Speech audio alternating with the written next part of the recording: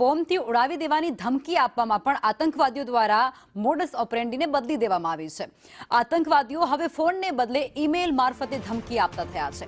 Location trace થવાના ભયથી ધમકીની પદ્ધતિ હવે બદલાવી દેવામાં આવી છે। ધમકી ભર્યા ઈમેલને ટ્રેસ કરવા મુશ્કેલ હોય છે। અમદાવાદ એરપોર્ટ અને શાળાઓને ધમકી વારંવાર મળી રહી છે। બોમ્બથી ઉડાવી દેવાની ધમકી આપનાર સામે દંડની પણ જોગવાઈ છે। ધમકી આપનારને પહેલીવાર દંડની પણ જોગવાઈ કરવામાં આવી છે। એટલે કે હવે આ ધમકી આપનાર જો કોઈ વ્યક્તિ હશે તો તેના પર દંડનાત્મક કાર્યવાહી હાથ ધરાશે।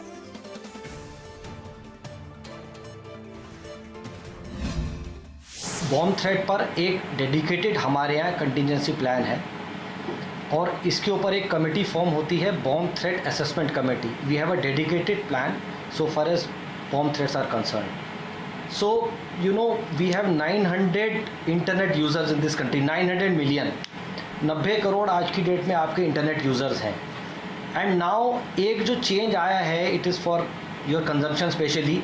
अब जो आ रहा है bomb threat, it is not coming via calls, because calls can be easily traced. अब जो नया मॉडस ऑपरेंडाई है वो है मेल या ट्विटर के थ्रू।